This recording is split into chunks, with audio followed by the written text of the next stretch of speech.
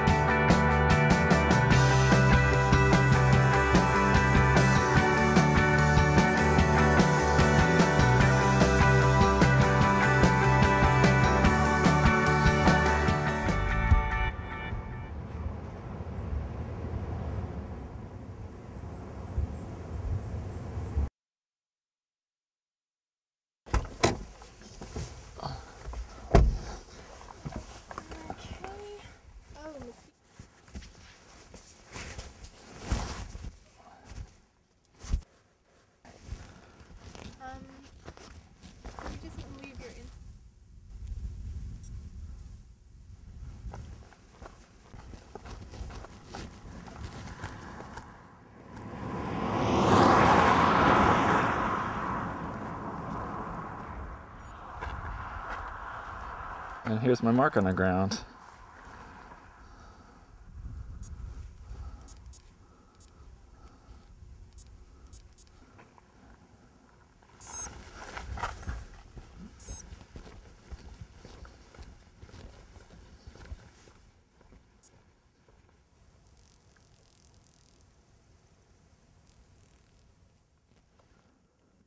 Today is day 95 of the Walk for Liberty, and I'm walking down Highway 12 in Montana, walking east down the highway toward New Hampshire, and I'm going to be shooting my regular video blog as I'm walking.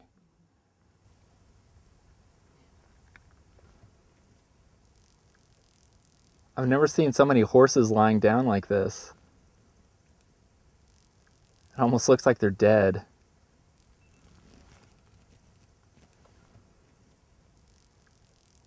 I guess it's just the colts resting though after they've been playing.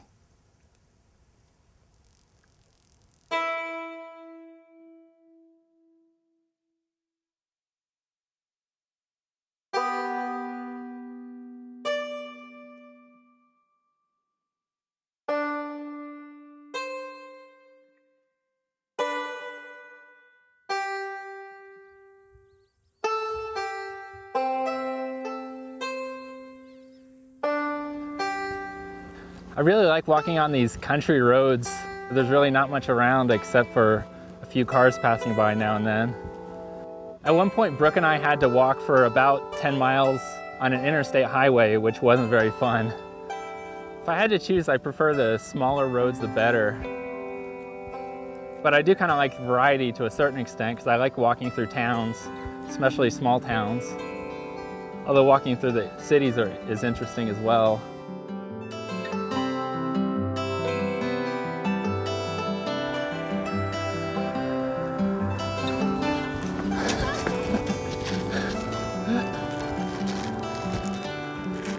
Usually I try to eat something every couple miles or so, just to keep my energy up. Chocolate Lara bars are my favorite.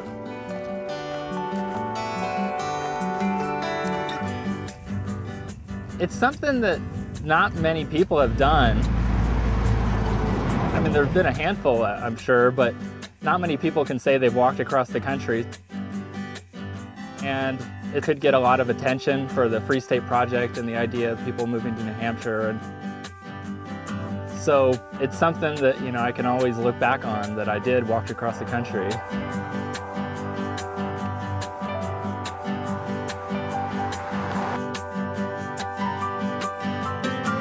I started the walk with my wife, Brooke, and she walked the first 39 days with me and has walked on and off since then, although less and less as it goes on. Brooke and I were living in Hawaii, and I think it was one Saturday morning when we were still in bed. She turned to me and said, "Do you like walking?" And I said, "Yeah, I guess so." And she said, "Do you really like walking?" And I said, "Yeah." And I was kind of suspicious at that point. And she said, "How about walking across the country to get to New Hampshire?" And immediately I just loved the idea. And you know, we started planning from there. Hi, my name is Will Buchanan. I'm walking across the country from Oregon to New Hampshire to promote the idea that liberty lovers all over the country are moving to New Hampshire. And I just passed through the town of Harlow. I was just wondering if you'd be interested in covering the story. So, do you think somebody will be right out?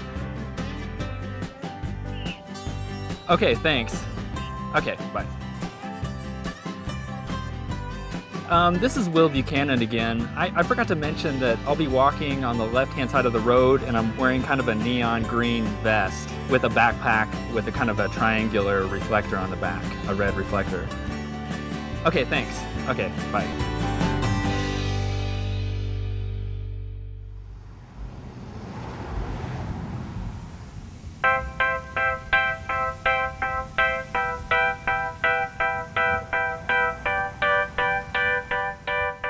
My name is Andrew Carroll. I live in Whittier, California. I'm 18 years old. I just turned 18 on August 5th, actually. My name is Chris Carroll. My name is Stephanie Carroll, and my son is Andrew Carroll. I am the father of Andrew Carroll. And he has decided to move to New Hampshire, kind of suddenly. And I'm moving to New Hampshire in a few days as part of the Free State Project.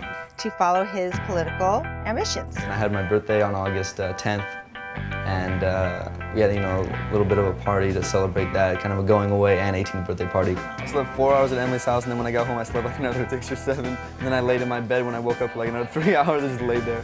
Andrew's always been stubborn, self-willed. Right from when he was born, he was doing things that we thought were kind of extraordinary.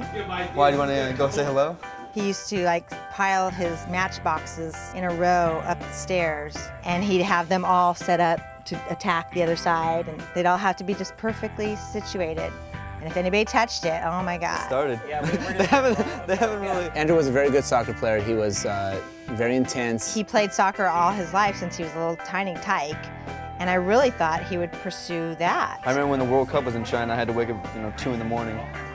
Watch the game. So then he started playing music, which was wonderful too, because he has a real talent for that. And I kind of want to push him towards that too. So politics is probably the last thing I thought he would pursue. I guess I first discovered libertarianism through Ron Paul, I think. It wasn't that he convinced me of anything that I didn't already believe. It was that he was affirming all the things that I just knew innately to be true. Freedom was good. Liberty is good. Governments are bad. They should be small, you know. Control should be localized, it's more efficient. All these things, and he was just saying them. The stuff that he really strongly feels about, especially banking and the money, gears him more towards the libertarian side, and that's what he feels. We waste so much money on all these other things. I don't get it. So you mean overseas we waste money? I think we waste money overseas, and I think we waste money here too on stupid programs. Yeah, well, Ron Paul would end most of those programs. He's conservative in that sense, so. In California, my experience so far has been cynicism runs rampant, and every politician is corrupt, they're all bad, they're all evil, they're all, you know, this and that, and there's no hope. I mean, there's a lot of bad things, but I'm not ready to turn to cynicism quite yet. So I wasn't surprised that he would go that avenue. I just was surprised that he wanted to go so far away. I wanted to see different places. I wanted to get out and do something. And it seemed like if I stayed here, I'd probably just sit around the rest of my life complaining that something needed to be done. He's going to go to college, get a job, and work for the Free State Project and try to do and fulfill what it is he wants out of life, which is to run for some state assembly and try to change the world for the better. I heard about the Free State Project when I checked out the forums, and I started talking to some people on there, and I asked some questions, and I said, I'm a prospective, participant. I just want to ask some questions.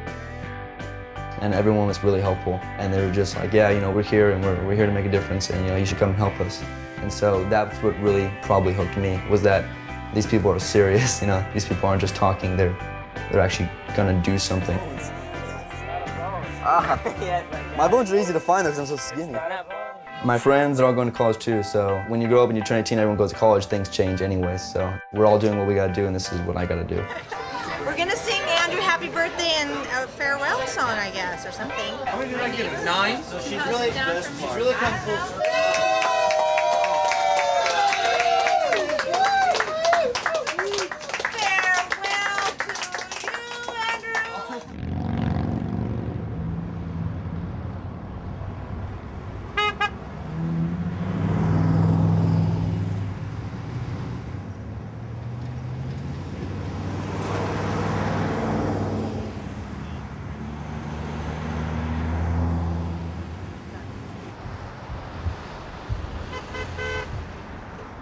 Some thumbs ups, some thumbs downs, some honks, a lot of people ignoring us and driving by. That's what you get. My name is Matt Simon. I was born in Parkersburg, West Virginia, grew up there. I've lived in several states since. I've been in New Hampshire for almost 3 years now and enjoying it to the fullest, I have to tell you. Especially when people honk at me and give me the thumbs down on the side of a road. On and off, ever since I was a little kid, I thought I'd be involved in politics, and then I'd get so upset with the entire thing and wish it would all go away like other people typically do. But in my optimistic moments, I always know I want to do this. Some states are authoritarian wastelands from the libertarian perspectives, and others are pretty darn good. New Hampshire isn't perfect, it isn't a utopia, but it's a heck of a lot better than a lot of other places, and I'm happy to be here trying to, be part of the state's future. New Hampshire has a very representative legislature. The New Hampshire House is the 3rd largest legislature in the world, I believe. For this small population to have 400 representatives, it's just so amazingly open and accessible. If people want to walk into the State House, testify on any piece of legislation, put in their 2 cents, they can do it, and it's welcomed. It's part of the culture here. How could I not want to be a part of that? How could I live in a state and care about politics and know I have no chance, that no matter what I say or do, I will never make an impact? Here, it's possible for regular people to share their views and participate, and they actually do have a chance here. That's why I came. I never really thought about moving to New Hampshire until I did hear about the Free State Project. I'm very happy when people move in, especially if they're willing to move in, get involved, meet their neighbors, learn their way around, embrace New Hampshire the way I have and the way most Free Staters do, and think of it as their home and somewhere they're going to grow old and die. Today I'm holding signs for candidates for state representative mainly. There's a U.S. Senate candidate on here to identify the party brand so people know these are Republicans. I may be helping Democrats this weekend, in fact I am, but kind of bounce back and forth based on how they are on the issues and certainly on the issues that are important to me. I didn't know people stood on the sides of roads and held signs for candidates when I was growing up in West Virginia, because I've never seen anybody do that. You're either a Republican or you're a Democrat. You vote once every 4 years. Government just happens.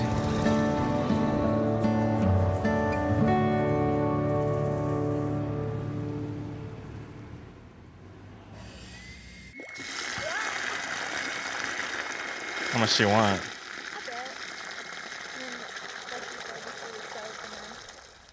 We need to go get a rock to beat it on. A washing board? Uh-huh. Do we need to look out for the cops to dump our gray water? Yes, we do. I think it's the Reverend, actually. Huh? He's the guy who collects the fees here. He's really nice. From a church? Mm-hmm. So they have the church working for the state? Or the other way around. Where should I dump it? Just water the grass.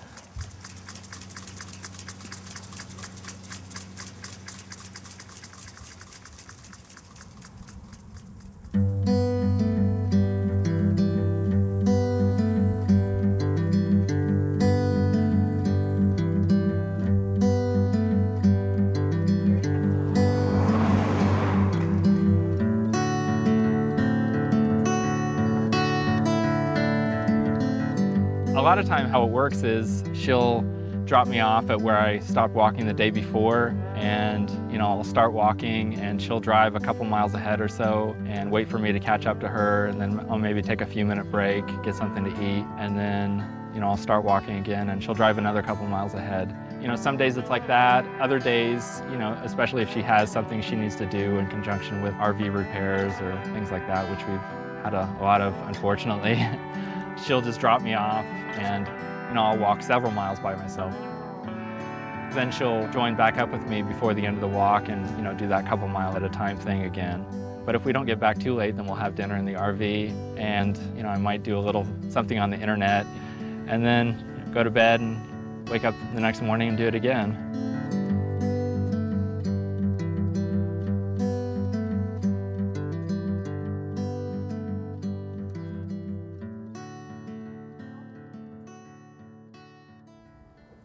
This was my senior project. It's like the last main project we do as a part of high school. But I did mine on the Federal Reserve, how it destroys the value of our dollar. I presented to a few government classes, economic classes.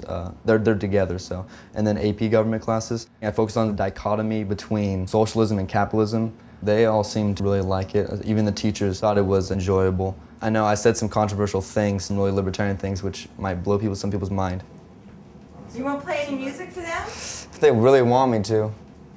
Never really took any lessons or anything. I just started playing piano for my jazz band at my high school, Lucerna High School, and then I just kind of picked it up from there. I don't know what to play though. That's probably the one word I would use for Andrew, frustrating. Very frustrating. Why don't you play that song you wrote? I wrote a lot of songs. But not in a bad way. Does that make sense? I like writing like off-time stuff, so.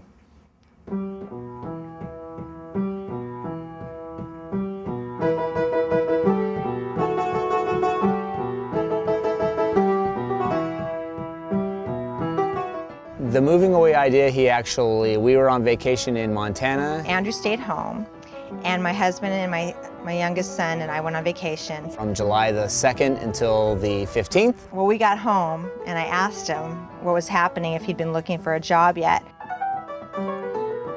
I said, we need to talk about it. And he said, well, I'm moving to New Hampshire. So that's how I found out. And he told us around the 19th of July, which would be about a month ago or so, not even a month ago, that this is what he wanted to do. And I just kind of went, Chris, we're going to dinner, we gotta talk. But he did tell our neighbor over here across next door to us, he told him like first week of July, so some people knew before we did. So we went to dinner and he explained to us his plans, and we got back home and he took us on the internet and showed us all the people he's been talking to and where to move and to go to school. So he'd been really actively pursuing it, not just coming out of his mouth. He actually was trying to figure out how to make this work. In the last 3 weeks, we've been getting airfare, trying to get him a job, trying to get him enrolled into a school, trying to get funding to pay for his school. So we took him serious, and I guess we both think it's okay. Thank you.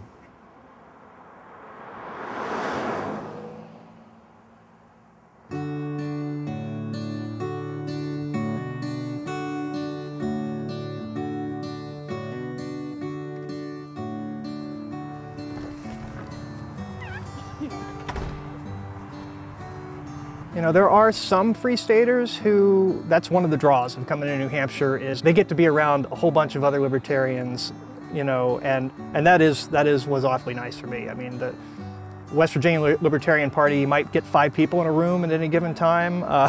And yeah, it was great to come here and meet a lot of other people who were somewhat like-minded. What do you want, this? Of course, we're libertarians, we like to argue, and we may agree on 99% of everything, but 2 libertarians will find that one thing that they don't agree on and spend 8 hours tearing it apart. You have to be a liberal or conservative, right? You have to be one of the two. There are only 2 things you can be in this country, and you can be an independent, but that just means that you're confused, maybe. I think I knew I was going to be a libertarian. It was actually after college. Becoming an activist was an entirely different thing. That kind of happened my first year of graduate school. The more I learned, the more certain I became of my socially tolerant political positions, but I also learned that there are two halves to freedom and that economic freedom is just as important. You can't say somebody owns their own body in the context of one discussion, but say at the same time you don't own the fruit of your labor, that you have to fork over 30 or 50% of whatever you make, and that's somehow legitimate. Freedom is one thing. I got you. But you got a good tooth mark. That was good. By giving up on the Constitution and by embracing democracy to the exclusion of everything else, we've given the government far more power than it should have, and certainly more than the founders intended for it to have. The very fact that something like a basic right would be up for a vote. Rights aren't up for a vote. That's what the Declaration of Independence makes very clear. They're unalienable rights that people are born with, that are natural to being a person.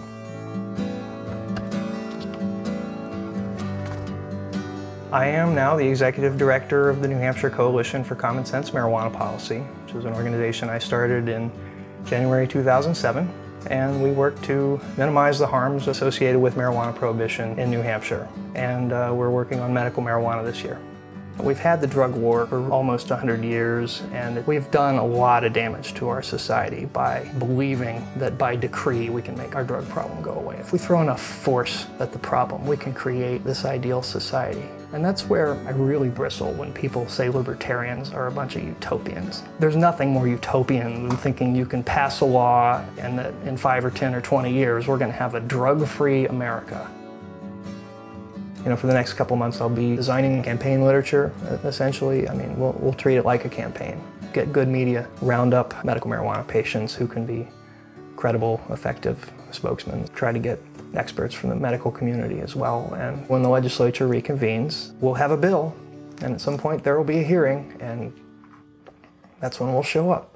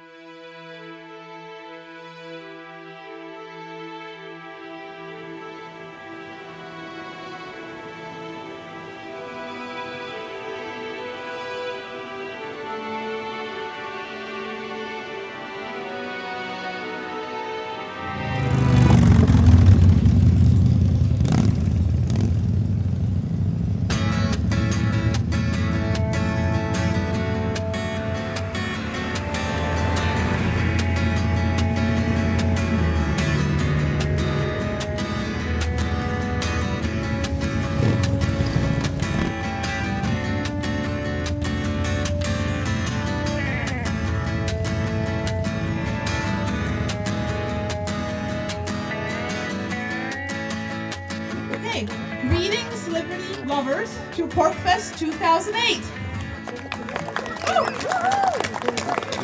Porcupine Fest is going on today. People often ask, what is PorcFest?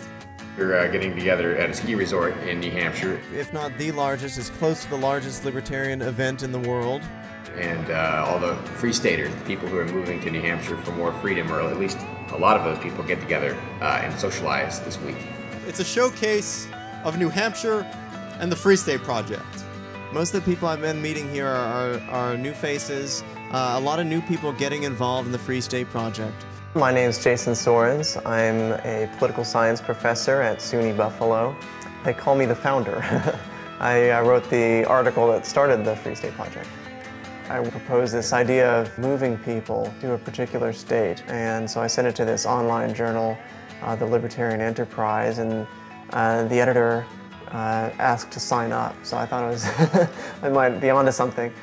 Libertarians have a lot of good ideas, but those ideas haven't filtered down to the general population simply because libertarians are such a small part of the population everywhere. So the thinking was, if you concentrate a bunch of libertarians in a single state, they'll raise a percentage of the population that's libertarian, and those people, if they're active, that's going to increase the relevance of these ideas. And I was optimistic that people, once they really know about these ideas, are going to be attracted to them. Well, my name's Chris Lopez, and I moved to New Hampshire as part of the Free State Project about 4 years ago from Eugene, Oregon. I worked as a waitress, take care of the house that I own on our 5.5 acres with my dog, my husband, and so pretty normal. I was always a small L libertarian. You know, I believed in low taxes. I always voted against anything that was for more taxes. In the last 4 years, I've probably become a lot more politically involved than I ever was my whole life. Going from just voting against taxes to actually taking a physical effort. I think that the Free State Project, if we get 20,000, when we get 20,000 people, it will be amazing to see 20,000 people, even 1,000 people at the State House. Just to get people to think about ideas, I think that we could change people's minds, and because they're already leaning that way anyways. FSP is not a bunch of crazy people, we're just normal people who want to take a stand, and anybody can just take a stand for whatever they believe in. Group photo, where the large crowd of people is gathered. Be there if you're not there already. Thank you. The FSP isn't some sort of separate community. You know, we're not separating ourselves from society and all living in a compound or whatever. You know, we're just ordinary people living in ordinary neighborhoods within the broader society.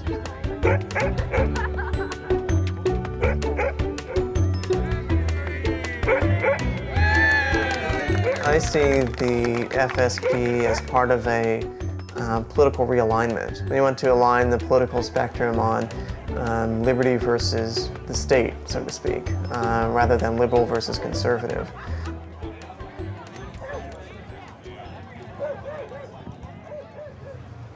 My name is Lou Eastman, originally from Utah, and I decided to move out here after hearing about the Free State Project. Took me a few years to finally get out here, and I have my kids out here for the summer, and they've been here at Pork Fest all week and really enjoying it. They're a little young still, so they're coming around to it, and they were all homeschooled, so they understand that they own themselves. And they own their minds, and they're able to learn on their own without having somebody either coerce them or force them into something they don't want to do.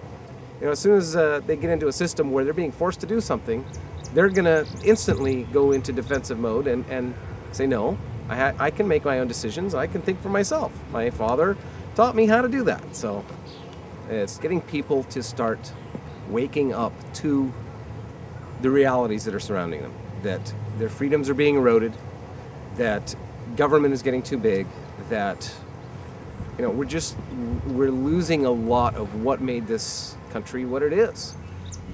That it's legal in New Hampshire to carry openly without a permit, and as the statement goes, if you don't use it, you lose it. And so it's more of a statement than anything else. The plan was to move my family out here, and unfortunately that didn't happen. My wife wasn't on board. Yeah, she wasn't on board. So I came anyway with the impression that she would eventually come, and that's what she told me, and it just didn't happen that way. So divorce was final a month and a half ago.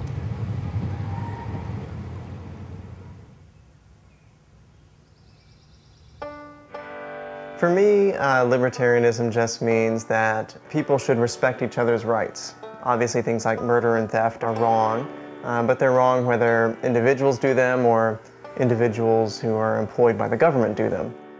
So for a political philosophy, libertarianism would hold that government should be limited to protecting people's rights rather than controlling people's private decisions.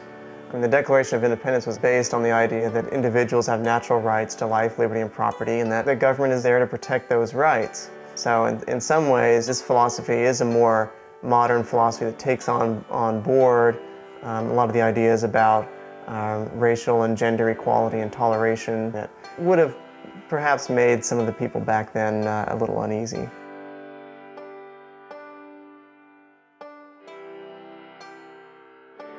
I'm at Pork PorcFest because I would like to socially network. I like to keep in touch with old friends and also meet new friends, encourage other people to move here. My dad was sort of an original Free Stater. I was born in New Jersey, and so was he, and he wanted to sort of get out of the New Jersey oppression. So we moved here when I was 6, and I fell in love in New Hampshire.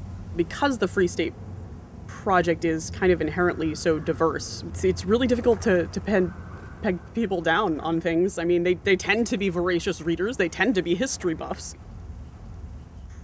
We have the civil disobedience people that feel that if the law is unjust, then there's no point in following it. And then you have people that also want to work with the system. They look to get people elected that share their viewpoints. And ideologically, aside from the fact that we all agree that liberty is our goal, there is the anarcho-capitalists all the way to Republicans to Democrats, that kind of a thing, that are just liberty-minded. As far as worldviews, I'm a Christian. We also have atheists, we have religious atheists, we have a pagan group too. I really love the passion of this group. I think that the passion is so key when we're in a culture of apathy. I'm worried American society is getting a little too comfortable for its own good, in the sense of just kind of stuck in, the same suburban style of living that everyone has. And, the FSP is a way of kind of jolting people out of that in a way.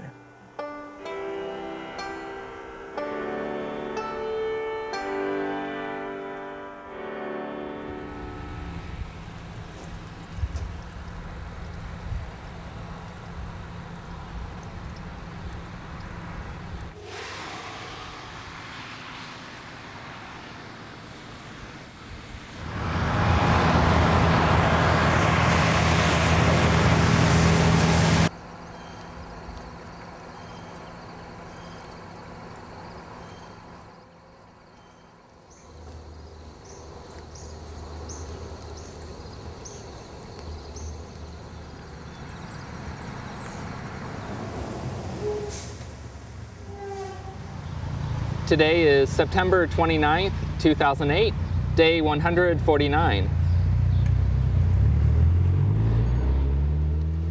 Right now I'm walking through the town of Decorah, Iowa.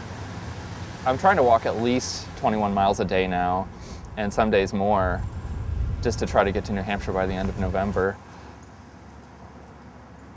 With that many miles, it's pretty important to start as early in the day as possible, especially with the days getting shorter. Hello, my name is Will Buchanan. I'm walking all the way across the country from Oregon to New Hampshire on a project called the Walk for Liberty. And right now I'm walking through Decorah. I was just wondering if you guys were interested in covering the story.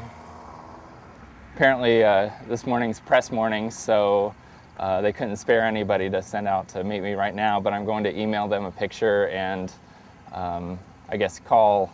Maybe they'll do a phone interview later. It's not uncommon to have 1 or 2 interviews a day, although a whole lot of them I haven't even seen because most of the small towns just have weekly newspapers, and so we're way out of the coverage area by the time they get published, and many of them don't have websites. So, I mean, there are probably dozens at this point now.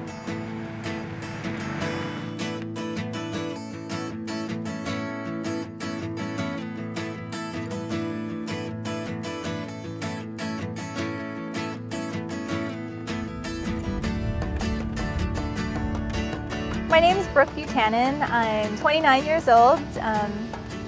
Had my birthday on this trip, actually. It was pretty interesting. And I'm with my husband on the Walk for Liberty. I guess I thought it was just going to be like a long road trip. Unfortunately, I'd only been on road trips for maybe 5 days before. Not, what is this, 9 months, possibly? I was really looking forward to the traveling. So instead of the pioneers coming out west for their freedoms, we were going to be going east. And being able to talk to a lot of people along the way and hopefully get media. In high school I was into it. I was a page for the city council, and I guess I just kind of got fed up with it because I got to see how the government actually worked. So then I didn't want anything to do with it. But then after knowing Will and getting more involved with Will, I have started to lean.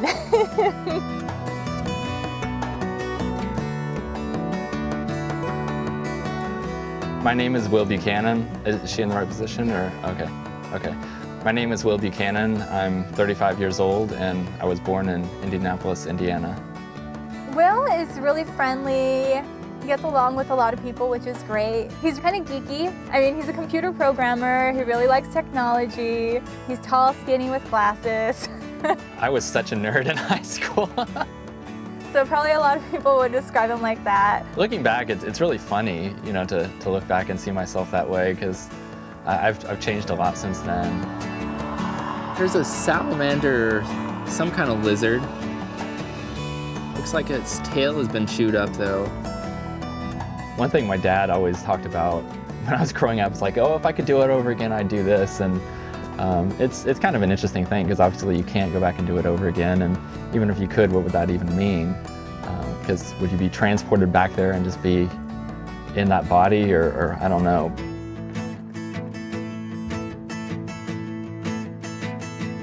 Well, even in high school, before that, I've never liked the idea of using force on people. So I guess in that sense, I was already had the seeds of liberty in my mind. In my senior year in high school, there was kind of a group of us, well, two groups, I guess, you know, splitting, you know, the more, I guess, free market people and the communists or whatever. And I was actually in the group of the communists.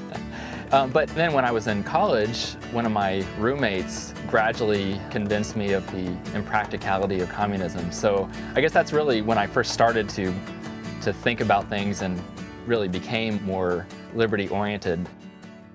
But it was really the Free State Project that got me excited about doing something with that. You know, growing up, I thought I was living in a free country. You know, that's what we were all told when we were growing up, that, you know, America is the land of the free. You know, even if you have discussions with people, it's hard to convince them, like, what are you not free in? You can do anything you want. But really, you're regulated in almost every aspect of your life. It's hard to find one single aspect of your life in which you're not regulated or taxed in some way in. So to even reduce the amount of government somewhat in some of those levels, you know, people could be so much more free and prosperous. It's hard for a lot of people to understand. I guess he could come across as crazy because not many people act according to their core beliefs. I guess maybe my passion comes from that. I just like to be as consistent and principled as I can in my beliefs, so the only way to do that, I guess, is to take it to its logical conclusion. He's a perfectionist. You know, if he sets a goal that day to go 20 miles, we can't do 19.8 or something. He has to do the 20 miles. Well, I started walking today a couple miles east of Waukon, Iowa, and I've been walking for, let's see, 22 miles today, and I'm about to cross the Mississippi River.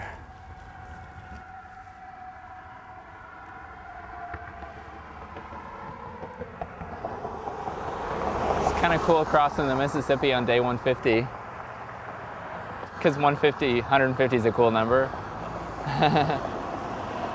I walked 23 2/3 miles today. And here is my GPS location.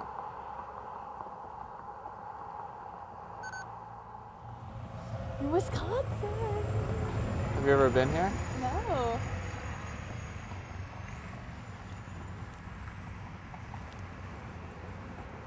Right now, I'm trying to squeeze as many of my clothes as I can into 2 bags, because my dad and I are leaving to New Hampshire in 2 days. Tomorrow morning? I mean, tomorrow morning. I keep thinking we're going to get there. I keep thinking of Friday for some reason. That's going to be difficult to fit, don't you think? All right, fair enough. All right, you guys, come on. Andrew, come make yourself a plate, honey. 1 second, Mother. Uh-oh, this is going to be a horrible, horrible day. What's wrong? No A1. There's no A1? No barbecue sauce? There's no A1? How are you going to have a steak without A1? Oh, well, I won't eat any tri-tip without A1. Oh, Then. you can have shrimp. Look at all that shrimp, Andrew. I'll have lots of shrimp, that's I'm for going to sure. eat any tri-tip without A1. It's okay, but A1 is like. You want to finish that for me? Haven't you seen the bottle, like the sign on the bottle that says like, yeah, ahead, Sean. it's that important? So it is that important. That's all I'm gonna say. Alright, that's alright. No, I'll cut it, yeah. I'll take that. I'll take the whole thing, yeah. Just leave it like right here somewhere. Go, Andrew. It'll still be good, it's just not the same. And I need a fork. Oh, there's already some out here. We're having our dinner for Andrew. He's leaving in the morning. We have to leave here about 6:30 for the airport. So Ashley and Sean are here. Ashley is Sean's girlfriend, his older brother, and Chad and Mom and Dad. And that's it. And Andrew, of course. So let's hurry up, Chris. Chad, you want to try shrimp? No, no shrimp. Come on, try it, Chris. Nope. Shrimp is good, Chad. Come on, eat some shrimp. No? No. I don't care that much. Well, we all love you, and I hope that everything works out right. Well, is that what you want to hear, that I love you too? Because you know I do. Well, you know I do. Do you really need... Well, you know I'll love all you guys, so do you need to hear it, though? Mom does. I guess, well, that's a woman thing, right, I guess? Yeah. Mother, I love you very much, and I will be back in 3 months to see you during Christmas. That sounds pretty sarcastic. That wasn't sarcastic, that was genuine. Because to me, it's not a big deal, but... He does say he loves me on the phone a lot. When I say I love you, he says I love you too. Mother, But in person's harder, huh? I don't say it. I really need some A1. Just take sauce.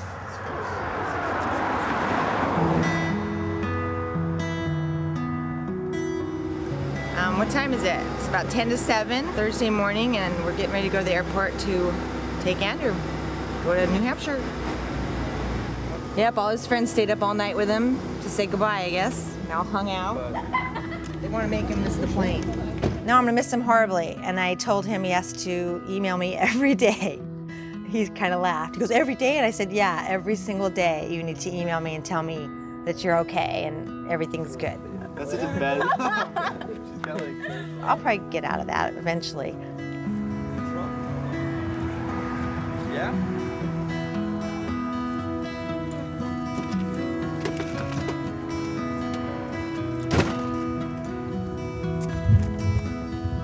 Oh, Can't you just wait just a little longer? Can we wait like 15 minutes? If you miss the plane, you don't get to go. Yeah! Mardi Gras! I mean, there's a lot of things Andrew hasn't done yet. I didn't expect him to just leave like this. I thought there'd be a couple of years to break all this in. You know, get him driving and all that stuff. He hasn't even driven a car. Okay, go say bye, honey. We gotta go. Give your hugs and kisses. All right, Jimmy. Stall, everybody stall. Jimmy, we'll be in a band together one day again soon, I promise. Andrew? As of right now, I don't think the whole thing has really come into play about how big of a distance there's really going to be between my family and myself. I'm really like leaving all these people, and I'm not going to see some of them ever again. And if I stay here, I feel like I'm going to be missing out on a great opportunity to really make change. And so I got to go. You know, it's got to happen. You promised. Let go of me. I like how you like make everything fun.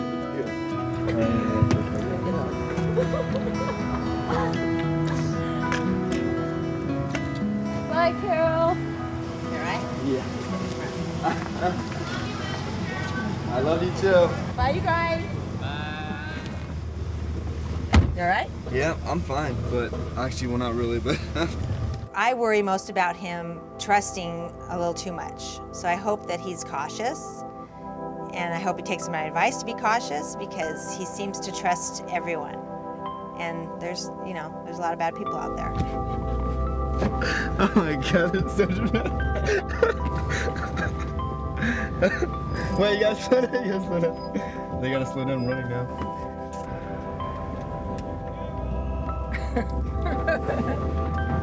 Those crazy kids. Oh my God. Just got done saying goodbye to all my friends, and we're on our way to LAX.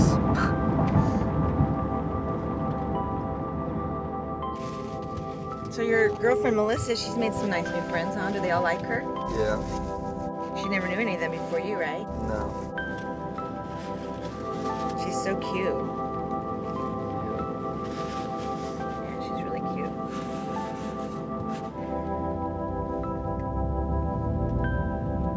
Maybe you'll be able to sleep on the plane though. Yeah, that's my plan. You'll be tired. Yeah, I think Andrew and I were pretty close. He went through that phase where, you know, you don't want to talk to your mom and all that stuff. But now he seems to be coming back out of that. He's very sweet and he's very sensitive, and he'll give me a hug and a kiss in front of his friends. He won't think twice about it. He's not embarrassed. He doesn't like me to ask him a lot of personal questions, which I'm the kind of mom that does that, so he's got to get used to it. But yeah, I think we're really close, really close. He's a great kid, and I'm gonna miss him. I'm gonna miss him really bad. There's a lot of things I still haven't got to tell him yet, and I know he knows I love him. He knows we all love him. I just want him to know that we're really proud of him and we love him to death. And he's a great kid. He's a great kid.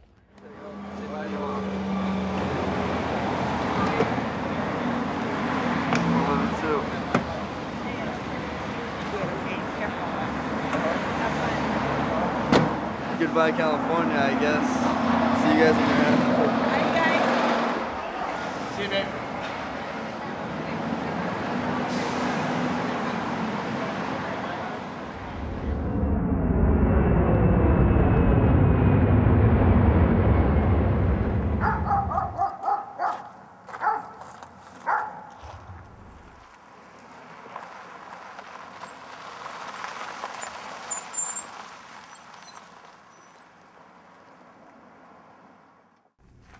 One of our jobs is to help people tell their stories, people who have serious illnesses and benefit from medical marijuana.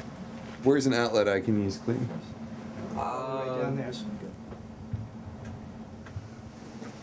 You want to lose the hood, or? My hair is really bad. Like, what do you... A lot of patients are reluctant to speak out for the obvious reasons that they're admitting to criminal activity. Some of them are very courageous. I told you, dude, it was a bad night. I almost got sick. Clayton Holton is one that's very courageous. It's our job to help those people get their stories out there and show the legislature that there are real human beings who are what we're talking about. It's not just words on a piece of paper. My name is Clayton Holton. I live in Somersworth, New Hampshire. I have an illness called muscular dystrophy. It's a virus that eats away at your body. Most people don't live past the age of 16, 17.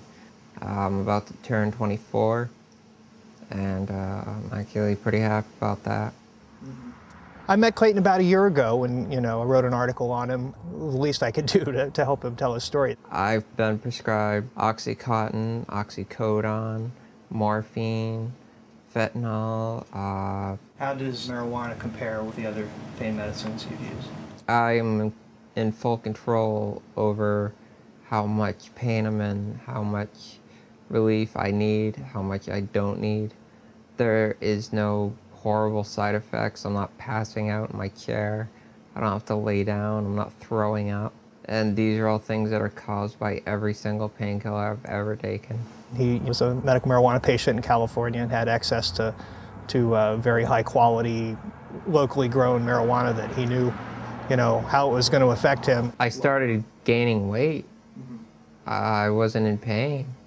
I stopped taking almost half of my pills. You meet somebody that's 6 feet tall and 79 pounds, you want them to gain weight.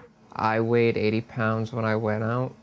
I was there for about 2 months and I gained 9 pounds. Just obvious, irrefutable proof that marijuana works as medicine for many people. And when I meet somebody like Clayton who needs to smoke marijuana to be alive, why do we even have to ask? Why isn't this just completely easy for everybody to just say, yeah, okay, we need to protect these people. We need to not put cuffs on them and throw them in jail. It's definitely helped prolong my life.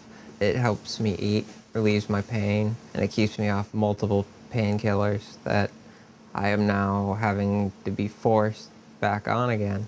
I get really disappointed in my government when I meet medical marijuana patients. I have to lay down every couple of hours because of sitting in this chair.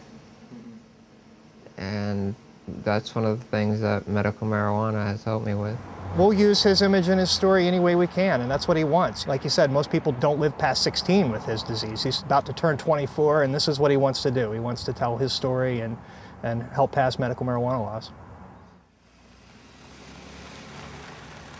Medical marijuana was not my issue, but now it's certainly become an issue that I'm very passionate about. If we're going to have a war on drugs, we need to get people like Clayton off the battlefield.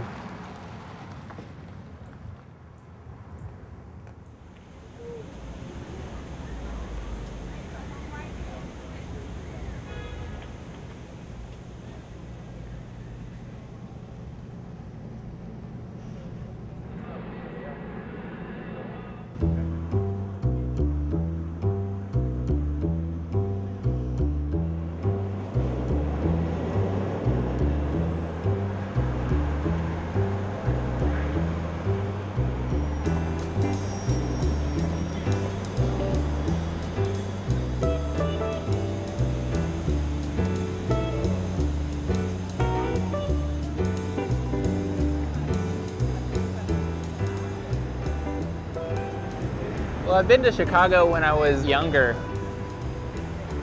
This is certainly the first time I've been here since I've been an adult. Lots of people milling about and tall buildings, and I like the energy of it.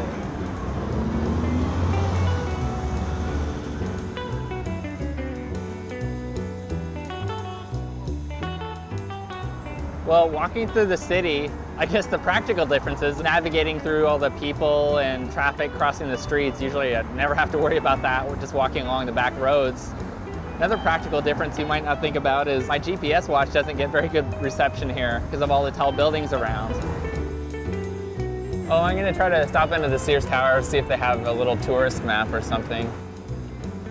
I like to have a map to know exactly where I am, where I'm going.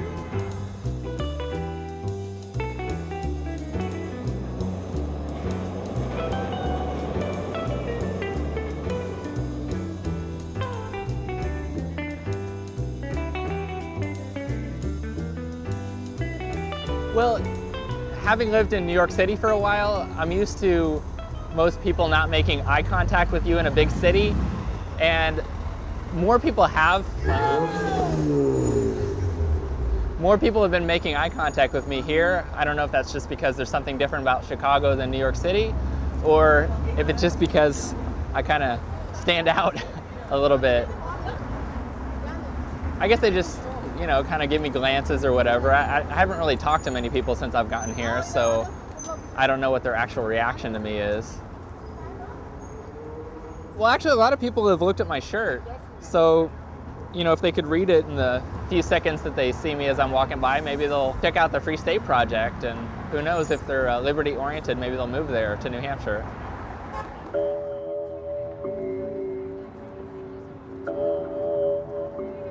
Would libertarianism work in a city the size of Chicago? Well, I don't see why it wouldn't work on a city of this size or any size. I mean, because really all government is force.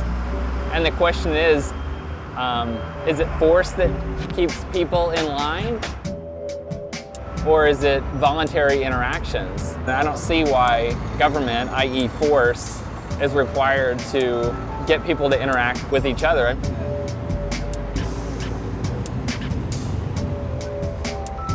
I walked about 22.4 miles today, and this might be a few dozen feet off because of all the tall buildings around, but here are my GPS coordinates.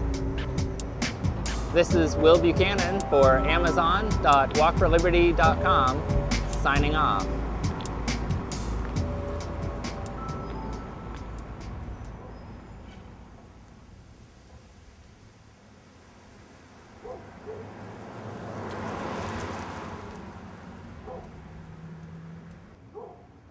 I've been in Manchester about a week now, almost a week. My mother's been calling me every day, but I haven't made any effort to call her. She calls me. I know she'll call me anyway, so it's not like I need to call her. I met this guy last night at the debate and his wife, who were both really nice people. I haven't met anyone so far who's just been not congenial, so everyone's just really friendly. It's great. So.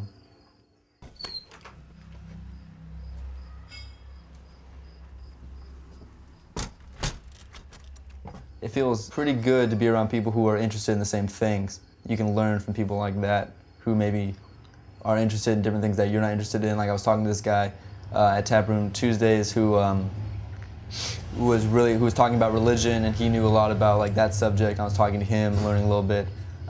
Adam knows a lot about law, so it's nice to talk to him about law, which I'm interested in, but I don't know that much about really. And I was talking to some other guys that, you know, they're just talking about economics, they're just having a conversation, and so I'm just listening, and it's nice to get involved and learn things just firsthand. Sermon!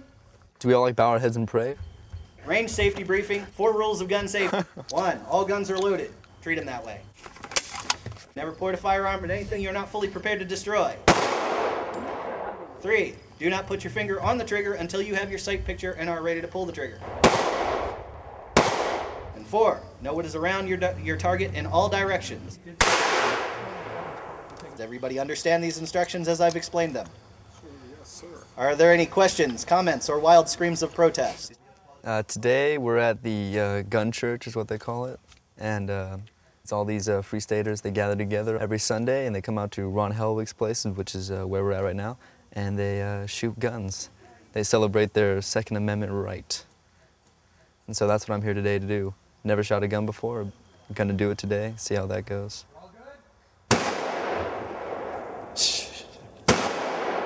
Loud. Somebody at the camp freaking out. You are freaking out, man. Stick them on there with the bullets facing forward. In here? Yep. Ryan, do you know who's How exactly? All right, right Yeah, there. the follower on that thing You just kind of put him push down and back. Oh, okay. Down and back, down and back. That's Rifle. blood 22. Apparently I'm loading a gun, I guess. I don't know. I don't know all the technical terms. What's this? Just keep going. That's the magazine. Magazine. People will call it a clip, but they will be wrong. I know Andrew believes in the Second Amendment and supports it. I don't picture Andrew going out on a Sunday afternoon all the time and shooting guns at targets or anything. I just don't picture that. Just kind of get a feel for how it points and shoots and everything like that. Okay. Without loading it, go ahead, just hold it, point it, see how it feels, etc. So, magazine, just be aware of where that barrel's pointing. It needs to click in. You got to kind of give it a little. You might want to get 2 hands on the gun. All right. It's gonna kick a lot. I would really be surprised to see him out there shooting a gun.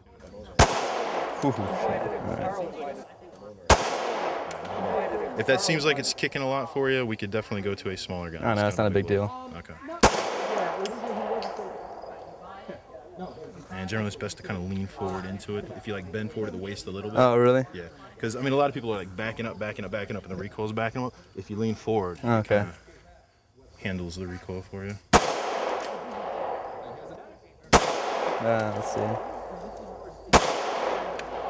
I don't know how many there are. There's more, but if you're done, you can. I might as well finish it off. So my glasses are good. That's him. All right, watch the barrel. Oh, yeah. Best thing to do is usually.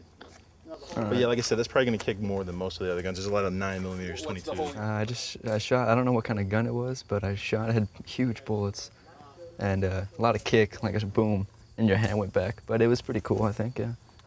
It's a rite of passage, man. 22, just load it up. Pretty much any of the other 22 in here will work just fine. Yeah, it's cool to shoot one, I guess, yeah. Maybe I'll own one eventually, but eh.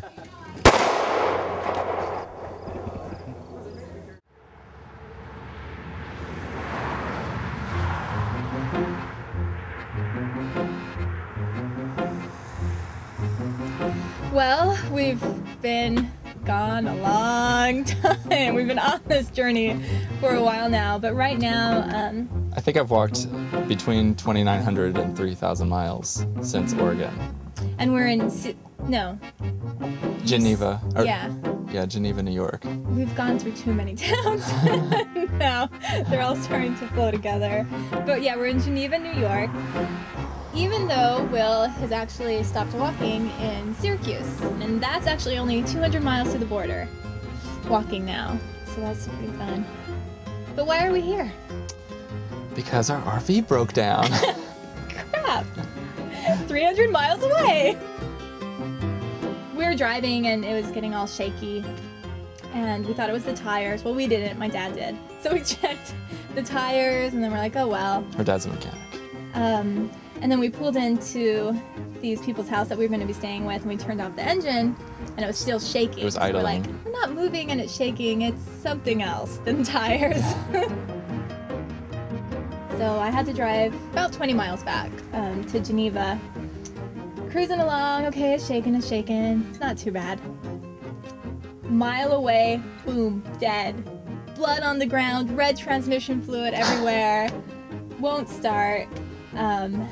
A mile away, and then I had to call a tow truck, and it's $150 To tow it to a go mile. a mile.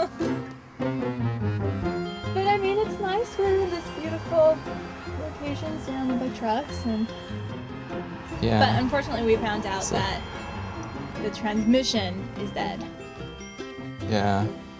So how much is that going to be, babe?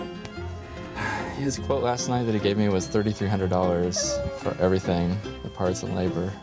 So we might be living in the RV for a while. Evidently, this thing's had some work done to it before. So basically what's happened is, over the time of driving this, it's cracked the transmission housing and actually broke the alignment pin off the front of the torque converter and cracked it. So we're looking at a transmission, the $135 core charge. We need 2 transmission lines, labor, tax, and total would be $31,4502. I'll check with parts. You guys are going to be here the rest of the day, correct? Mm-hmm. Okay. I'll see how quick I can get this here. Because with Thanksgiving coming up, we're going to run into, hopefully I can still get it here by Friday. Mm-hmm. Okay? Okay. I'll let you know here shortly.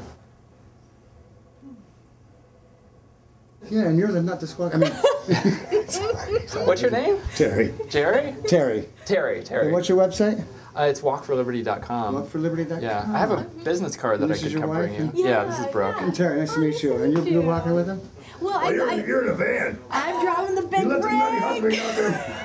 God bless you, my son. We've actually had quite a good reception, media reception recently, the last couple of states. In Pennsylvania, we're in some newspapers, and in one town, he got interviewed twice in the same town. He gave me $20, just a donation. Have you met him before? No, he's just barely having his truck worked on, and he heard about it, so he came over. Oh, really? Oh, wow. That's awesome. And this past Sunday, we got on articles in 2 local papers, the Auburn Citizen and the Finger Lakes Times. And they both have really good circulations, like 125,000 I don't for know. one, and yeah, I don't know what Auburn is. Yeah, I'm just trying to spread the word about working toward more liberty, the idea of moving to New Hampshire. If I'm moving someplace where it's warm. Yeah, I've heard that from a lot of people. Especially after this weather. What kind of weather you been walking through?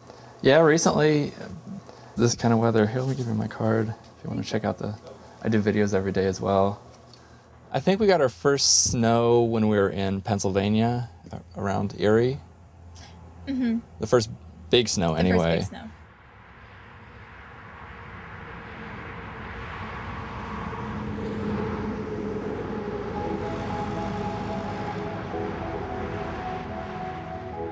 I don't know if it's really hit me that it's getting close to being over, because we've spent 7 months walking across, and this has been our life. It's going to be different to be in one spot. It's going to be weird to be able to wake up and maybe have a day we don't have to do anything. We haven't really had a day off in the whole time. So that will be, what are we going to do? That's going to be crazy. I don't know. At this point, I'm still planning on continuing my videos once I reach New Hampshire and after we stop. We've built up a lot of subscribers on YouTube, and a lot of people seem to be interested. I don't know how much of that is because of the walk itself, and if the viewership will fall off a little bit because of that. But I'll see, and maybe I'll still do them while I'm walking and get some New Hampshire scenery. There's a lot of New Hampshire to explore too. Yeah. Go around in the RV. I don't know about that. They're going to order the rebuilt transmission to put into it, and after Brooke talked to her dad, apparently it's a good deal because there's something that he had told me the housing was cracked, and apparently that's a really big deal, so we couldn't get it rebuilt. But it's a good company that makes these rebuilt transmissions, so that's really good too. And the people here are awesome. I mean, letting us stay here, pushing the RV out 2 times now, so we could still sleep in it, and they've been working really hard. We're really lucky. Thank you. How you doing? Good.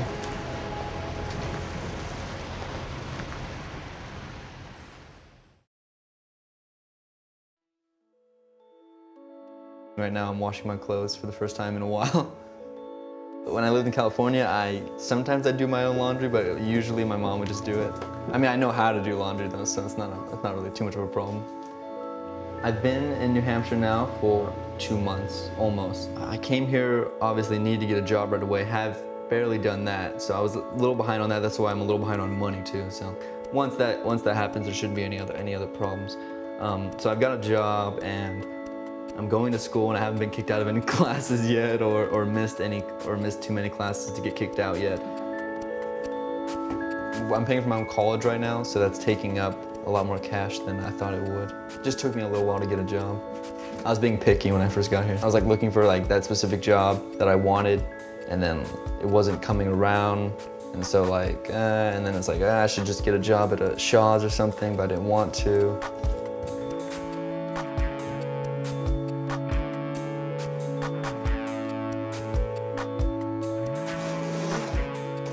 Well, usually my dryer at home, maybe this one turns on a different way than the one I have. There we go, okay. The weather is getting colder all the time, so it's nothing I haven't experienced before yet, but I guess it's gonna get there pretty soon. Pork, P-O-R-C, it's a shorter version of porcupine, which is an animal that won't attack you. It isn't aggressive, but if you mess with it, it'll fight back, it'll defend itself.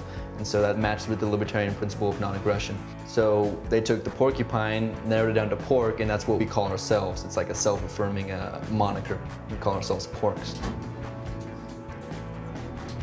At church, I shot I can't remember what it was called, but it was a pretty big gun. I don't know. I shot it and went like, you know, my whole hand went flying back. It was, I mean, it was fun, I guess, but it wasn't anything, you know, too exciting or too exhilarating. I don't need a gun, I don't want one, I don't want to carry one around. It's cool if people want it, that's their right. So same thing with like marijuana, I don't smoke it, but if you want to, go ahead. And like that's the very libertarian thing to say, so let people to each his own. I'm definitely still thinking about running for office. I mean, that's the reason I came here, was to run for office, so it would take something dramatic to convince me otherwise. Out in California, I don't know where I would have began. As far as running for office, I would need help, and I have help here. And I mean, even if I ran, I would need so much money. Over here, I can run on a $500 budget and get elected. So that's done, but this isn't. I took the clothes out of the washer too soon and put them in the dryer, so they're still soaking wet, even though they've been drying for like 30 minutes. So I'll have to wait probably another half an hour for these things to finish. Maybe longer than that, I don't know. It's kind of always the same thing no matter where I am. When I'm around other people and I'm talking, I'm usually happy. And then when you start thinking, you usually get sad. When people associate thought with depression for a reason, right? But it's great to be over here, yeah. I'd say so far, even when I am by myself and I'm thinking, I think I'm actually happy.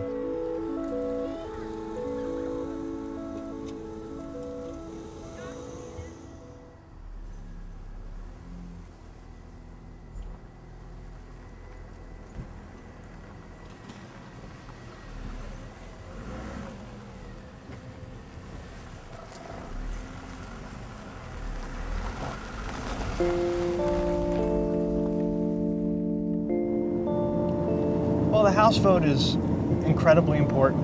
We do anticipate we're going to win, but we want to win by a lot of votes, not by a few votes. We want all the momentum that we can get going forward into the Senate.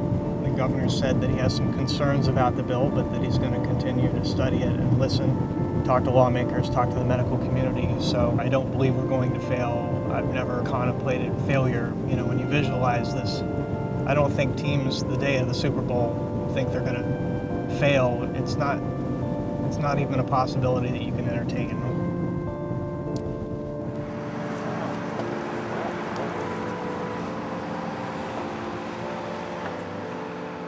In terms of the cultivation of marijuana for qualifying patients, if I am a tenant and don't own my own house and don't own any other property, which property can I grow my marijuana and keep it in? Having no personal experience, it's my understanding that this is a fairly easy plant to grow. And I don't know why you would have any more problem growing a marijuana plant in the house than you would a ivy plant or whatever. How does the bill address secondhand smoke and the effects on other members of the House who do not have a registry card? I don't believe that the bill covers that, but I think a patient suffering from the debilitating disease would be certainly cognizant of the other people in the house. I think common sense would take care of that. So essentially what we're saying is somebody who is using marijuana for medicinal purposes can share their medicine with others who don't need it. No, absolutely not. I think that's a real far leap. House will come to order. Thank you, Madam Speaker. I am officially diagnosed with chronic pain, and I get a prescription every month automatically delivered to my door, and I have to sign for it. Now, there are many like me throughout the VA system. Does this mean that, and I'm not dying or anything, but does this mean that I would qualify to get a green card or whatever you call this card? I think you'd need a green card only if you plan to raise it commercially. As far as, House will come to order. I think, Madam Speaker, I think even the microphone's getting tired. The chair recognizes the member from Litchfield, Representative Bohm, to speak against the committee report. I'm going to take this from another direction.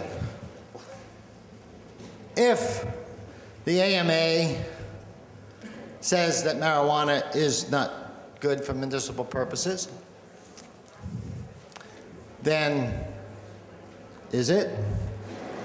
The chair recognizes Representative Hess for a parliamentary inquiry. Madam Speaker, if you know as I do that every law enforcement officer in this state takes an oath of office to uphold both the federal Constitution and the state Constitution, but that this law would prohibit state law enforcement officers from upholding federal law and the federal Constitution, would you join me in pressing the red button to send this bill up in smoke, just like the subject matter to which it addresses? The chair recognizes the member from Manchester, Representative Craig, to speak in favor of the committee report. Thank you, Madam Speaker. I wasn't intending to speak on this bill, but some of the comments here and some of my experiences persuaded me to do that today. And I guess I apologize a little bit for not speaking because it was cowardly of me. I voted, I think, on this bill before, and I voted against it in the past. And I did that because I was afraid. I was afraid of society's reaction to something different. I'm not going to do that this year. Most of you know that I'm a person in recovery myself. I understand addiction. My addiction was to alcohol, and I got to tell you, alcohol has done more damage to people I've come in contact by far than any other drug that I have seen.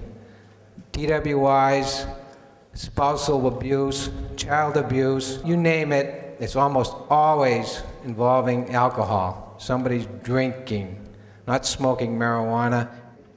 But the real reason I'm speaking today is because of my friend Jamie.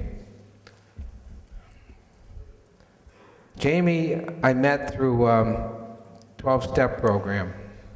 He was addicted to drugs and alcohol. I watched him get clean and sober, and I watched him live his life after he became clean and sober.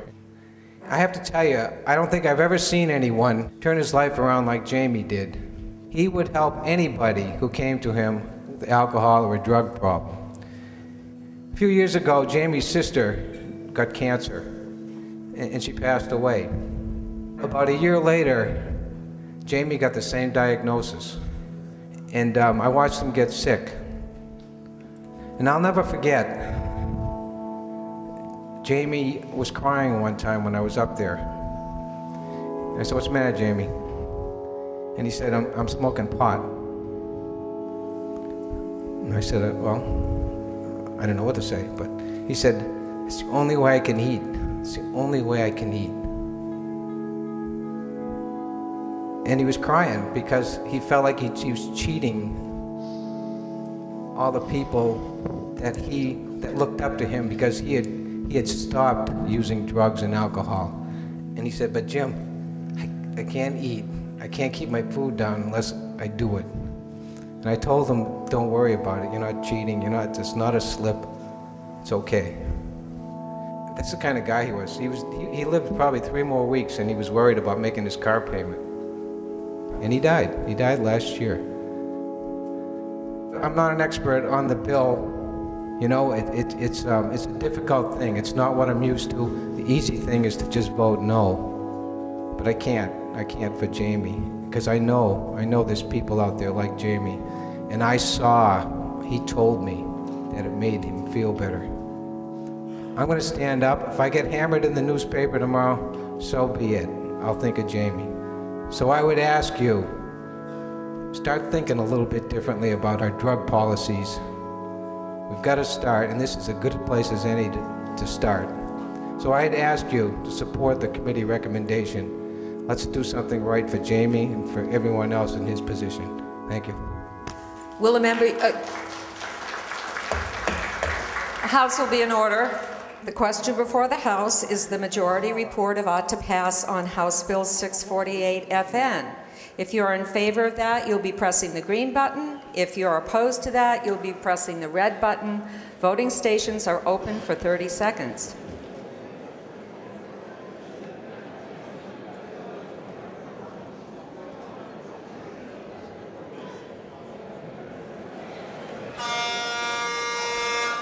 The House will be attentive to the state of the vote. The House will be in order. 234 having voted in the affirmative, 138 in the negative. The report is adopted. Well, we just walked out of the House gallery after an hour-long debate on House Bill 648, and after that hour-long debate, the bill passed by a 96-vote margin, 234 to 138. That's what happened. Hey, Clayton, I got some real good news for you, man. Well, the House passed our bill, not by a little bit, but by a lot. So we're moving forward with a good bit of momentum. And yeah, man, my pleasure, absolutely. And I'll be in touch with you soon about the next thing. Have fun reading the papers tomorrow. All right, man. Goodbye.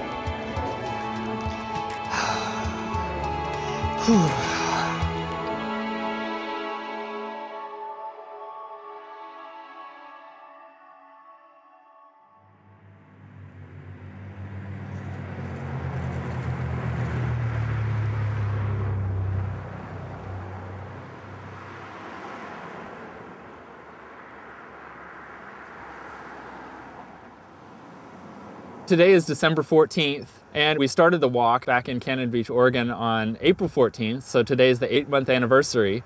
And I've walked probably about 3,100 miles so far, approximately.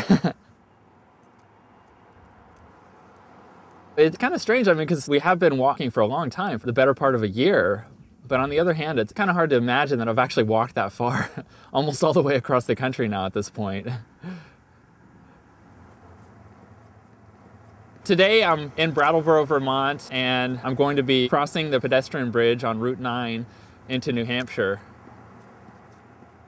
Probably both Brooke and I have been getting a little tired of living a completely, mobile on-the-road life. So I'm kind of excited about actually getting to New Hampshire that we can settle down in. We still don't have a place that we're going to live in there yet, so I guess we still won't be settled for at least a little while. But this past 8 months has kind of been a transition to my new life that I'll have in New Hampshire, working toward freedom. And I still haven't figured out exactly what that's going to be, but I don't want this to be the capstone of my life.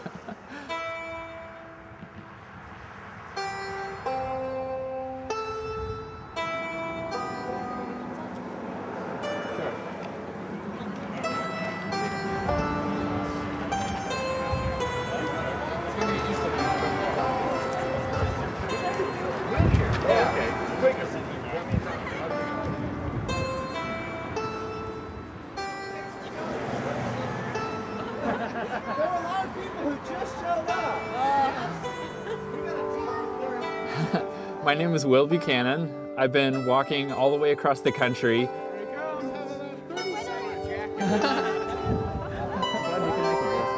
The reason why I'm walking is there's an organization called the Free State Project, the goal of which is to encourage liberty-oriented people to move to New Hampshire to work toward achieving more liberty by reducing the size of government there. This is also our move to New Hampshire, along with my wife Brooke and our dog Jake. Yeah!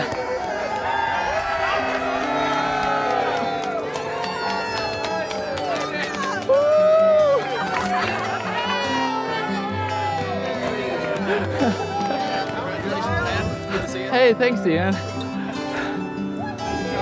job. Welcome home, Will. Speechless. You've only Thank got you. a very cold state to walk across. This is the president of the New Hampshire Underground right here. Oh, hey.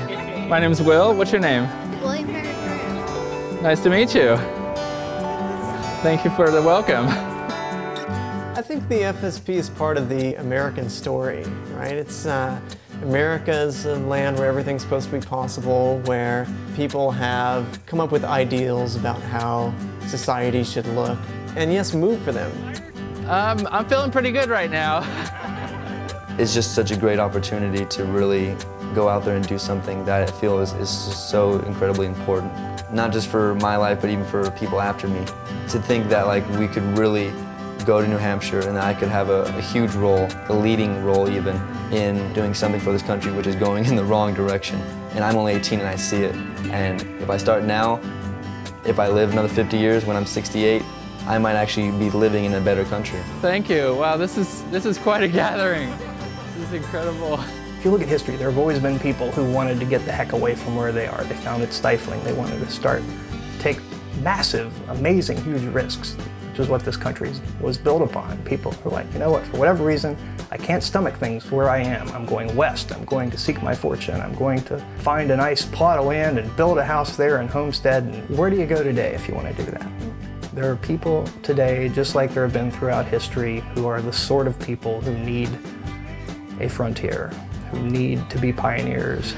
Oh, man. Do you want to keep walking with everybody across? Yeah, you guys want to keep walking? Be true to yourself.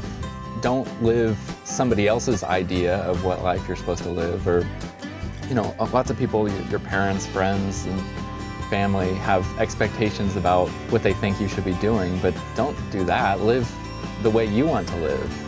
Figure out what's important for you in your life, you know, what you really want to accomplish, and go for it. Onward to freedom!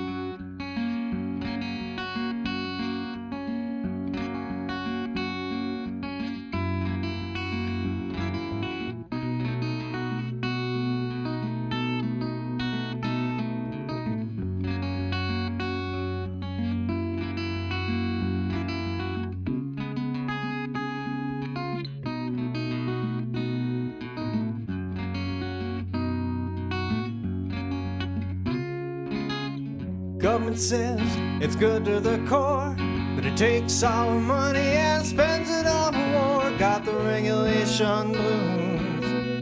I got the imperialism blues, got the blues, the regulation blues. I went to work, they said, pee in this cup. Said, lay off, man, my zipper stuck. Got the regulation blues, I got the prohibition blues, got the blues, regulation blues.